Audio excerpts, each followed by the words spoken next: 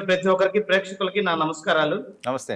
ముందుగా ఏదైతే కేంద్ర ప్రభుత్వం తీసుకొస్తున్నటువంటి బిల్లులు డీలిమిటేషన్ కావచ్చు, అదేవిధంగా మహిళలకి 33% రిజర్వేషన్ కల్పించాలి దేశవ్యాప్తంగా అంటూ తీసుకొస్తున్నటువంటి బిల్లులను పూర్తిగా స్వాగతిస్తున్నాం. అదేవిధంగా మీరు అడిగారు ఎందుకు ప్రతిసారి కూడా వైఎస్ఆర్ కాంగ్రెస్ పార్టీ, భారతీయ జనతా పార్టీ తీసుకొచ్చే బిల్లులన్నిటికీ మద్దతు ఇచ్చేస్తుంది అని. ముఖ్యంగా ఈరోజు రాజకీయ పార్టీలు ఏ పార్టీ అయినా కూడా దేశ మరియు రాష్ట్ర ప్రయోజనాలను దృష్టిలో ఉంచుకొని స్పందించేటువంటి పరిస్థితి.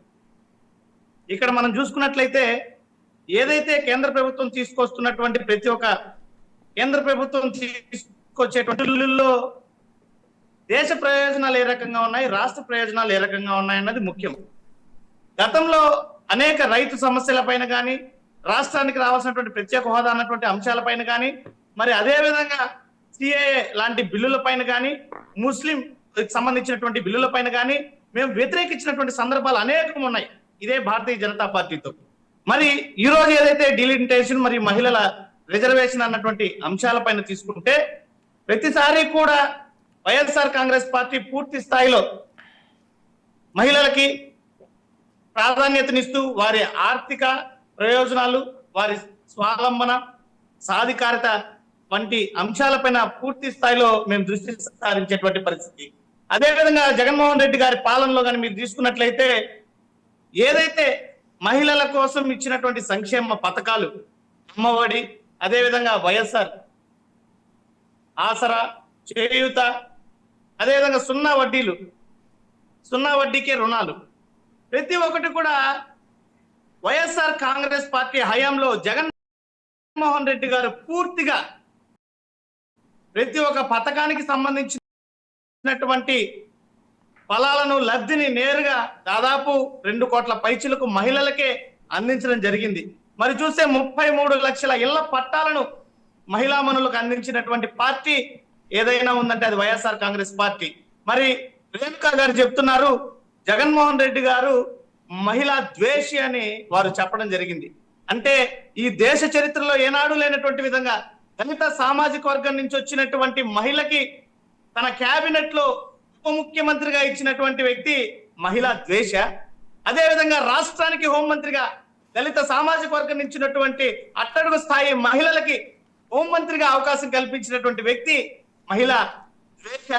అదేవిధంగా అమ్మఒడి లాంటి బృహత్తరమైనటువంటి పథకాలనిచ్చి పిల్లల భారం ఆ తల్లికి ఉండకూడదు అన్నటువంటి అమ్మఒడి పథకాన్ని తీసుకొచ్చినటువంటి వ్యక్తి మహిళా ద్వేష. మరి పొదుపు సంఘాలను పునరుజ్జీవింపజేసినటువంటి వ్యక్తి మహిళా ద్వేష. సున్నా వడ్డీల రుణాలను తీసుకొని వచ్చి వాటిని మహిళలకు అందించినటువంటి వ్యక్తి మహిళా ద్వేష. పొదుపు సంఘాల రుణాలను సురేష్ అంటే నేను అనేది ఇప్పుడు వాళ్ళకి సర్వీస్ చేయడం కదా. ఇప్పుడు ఆవిడ పరిస్థితి ఆవిడ ప్రత్యక్షంగా చెప్తున్నారు కదా. మీ శ్రేణుల నుంచి అతి దారుణంగా, అతి నీచంగా చిత్రీకరింపడుతున్నారు, ఎటువంటి ఆధారాలు లేకుండా మాట్లాడుతున్నారని. ఆవిడ ఎన్ని నిద్రలేని రాత్రులు గడిపి ఉంటారు, ఎంత శోకం అనుభవించి ఉంటారు. ఎక్కడో ఉన్న పిల్లలు ఆవిడది ఇప్పుడు అవసరం ఆవిడకి ఇవన్నీ. అది కదా ఆవిడ బాధ చెప్తున్నారు, నాకు జరిగిన అన్యాయం ఇది అని. రేణుకా జెట్టి గారికి కలిగినటువంటి అసౌకర్యానికి చింతిస్తున్నాము. వారి బాధను అర్థం చేసుకోగలుగుతాం. అయితే ఎవరో చేసినటువంటి వ్యక్తుల విషయాలను జగన్మోహన్ రెడ్డి గారికి ఆపాదిస్తే అది సరైనటువంటి విధానం కాదే కాదు. తొక్కాలంటే ఇక్కడ తెనాలి నుంచి ఒక లెటర్, ఎవరో ఒక ఇందు లేఖ అనే ఆవిడ పేరు మీద ఒక లెటర్ వదులుతూ ఒక 100 అకౌంట్ లో నా ఫోటో పెట్టి పైన ఒక్క నిమిషం రేణుకా గారు, ఒక్క నిమిషం నన్ను పూర్తి చేసిన తర్వాత మీ అభిప్రాయం చెప్పండి. ఎటువంటి ఇబ్బంది లేదు. మీరు మాట్లాడేటప్పుడు నేను ఏ రకమైనటువంటి ఇబ్బంది కలగజేయలేదు. మహిళగా, ఒక నాయకురాలుగా మీకు గౌరవం ఇచ్చాను. మీరు కూడా అదే ఉన్నతంతో ఉంటే మంచిది. ఫోటో పెట్టించారు, ఏ ఉద్దేశంతో నన్ను బజార్కి ఇచ్చారు? ఆర్గ్యుమెంట్ కాదండి, ఇది ఇస్ ఎ డిబేట్. నాకు అవసరమా ఇది? నేను ఎవరికి క్షమాపణ చెప్పలేదు. లింక్డ్ఇన్ లో నా కొడుకు చెప్పుకుంటాం.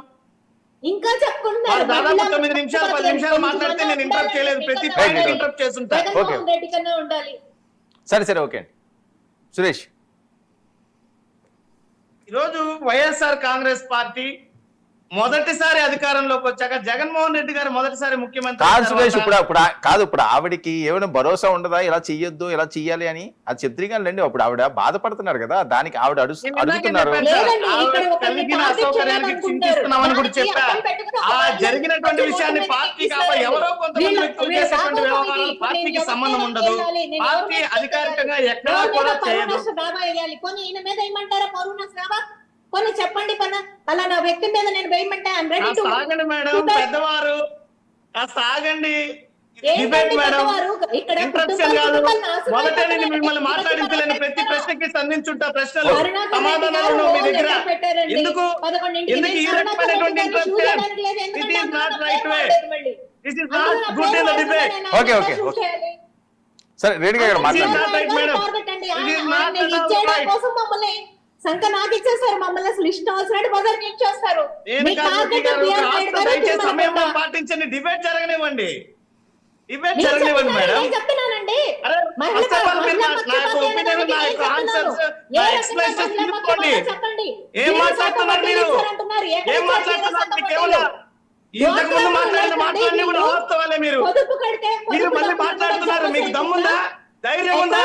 ఏదో చేసినట్టు ఉంటుంది కానీ నిలబడేది మీకు తప్పుంటే లబ్ధిదారులకి వెళ్ళాలి. మీరు ఒక వాళ్ళ మహిళా పరిస్థితి పక్షపాతి అయితే లేదు. మీ నాయకుడు ఇస్తానన్న నెల 15 అడగండి. చేత అవుతుందా? మీకు ధైర్యం ఉందా? మీరు ఒక మహిళా పక్షపాత మీ పార్టీ మహిళలు ఏ రకంగా మోసం చేస్తుంది? నేను ఖచ్చితంగా మహిళల పక్షపాతం దిక్కు లేదు. ఓట్లు అనుకునేటప్పుడు అడిగారు. మీరు మహిళా నాయకులు వెళ్ళి అడగండి లోకేష్ బాబు గారిని, వెళ్ళి చంద్రబాబు నాయుడు గారిని అడగండి. సమాధానం చెప్పగలుగుతారా? సమాధానం చెప్పండి. మీరు సరైన అమ్మా, మీకు ఎందుకు మహిళలను మోసం చేస్తున్నారు? పిల్లలకి ఇస్తామని చెప్పారు. మహిళలను మోసం చేస్తున్నారు మీ ప్రభుత్వం.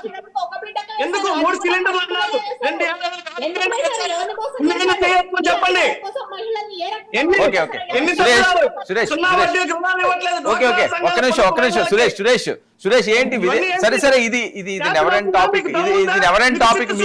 మీరు మహిళలు చేసి వినండి అందరూ. మాట్లాడుతున్నారండి. ఒక మహిళగా ఇన్ని మోసాలు మీకు కనపడట్లేదు. ఒక్క నిమిషం రేణుకా గారు ఒక్క నిమిషం వెయిట్ చేయండి. సురేష్ ఒక్క నిమిషం వెయిట్ చేయండి.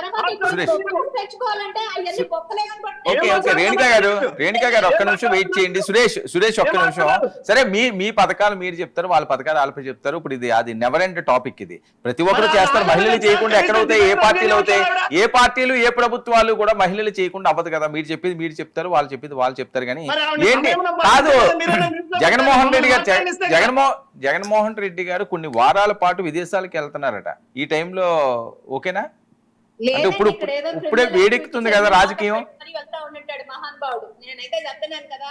సరే. ఇక్కడ ఏదో ఒక అమ్మ మహాతల్లి మీరు ఆగుతారా? ఎందుకంటే అతను మహాతల్లి ఈసీ తమరు ఆగుతారా? ప్రజావేదిక పడే- జగన్మోహన్ రెడ్డి గారు మహానుభావుడు. ఓకే, ఒక్క నిమిషం. మీరు మహాతల్లి గారు మీరు కాస్త రేణుకా గారు ఒక్క నిమిషం అండి. ఆయన మాట్లాడినటువంటి తర్వాత మీరు రెస్పాండ్ అవుతుంది. కానీ ఆయన ఏం చెప్తారో వినండి. ఒకసారి దయచేసి ఆగమ్మా. అర్థం చేసుకో. డిబేట్ ఒక్క నిమిషం అండి. ఆగమ్మా, దయచేసి పెద్దవారు మీరు కాస్త ఆగండి. అంటారు. నేను డెఫినెట్ గా అతను ఏదో అరాచకం చేయబోతున్నాడు, సరే. ప్లాన్ చేయబోతున్నాడు. అందుకని ఇక్కడ లేకుండా సరే ఓకేనండి. ఓకే, ఆయన మాట్లాడినండి. ఏంటి వర్మ సార్ ఇది? సురేష్ మాట్లాడండి. ముఖ్యంగా రేణుకా జెట్టి గారు ఏదో నాకేదో